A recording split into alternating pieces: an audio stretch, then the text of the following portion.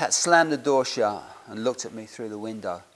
"Enjoy your lateral thinking club," I said, "and talk to her, kiddo. Talk to Elizabeth Montgomery." He waved and went.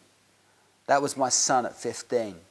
Some kids his age were out mugging old ladies for their iPods, but he had his lateral thinking club and his one-way love for Elizabeth Montgomery.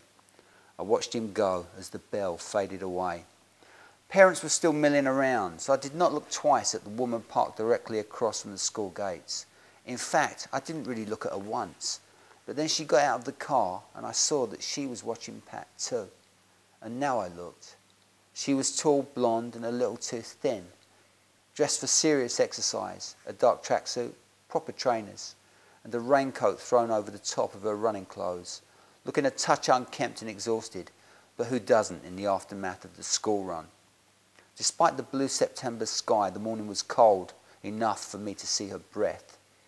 I stared straight at her and straight through her, and then we both watched Pat go through the gates, the tail of his white shirt already coming out of his trousers, unfurling like a flag of surrender.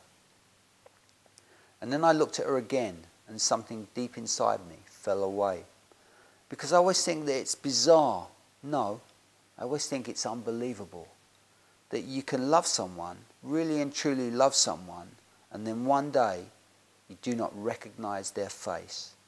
If you've loved someone, you would think that you would know that face always and forever, wouldn't you?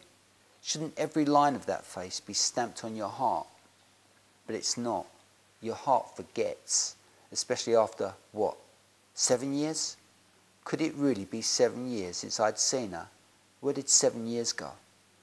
She got into her car, and as she pulled away, she looked at me with a kind of wary interest.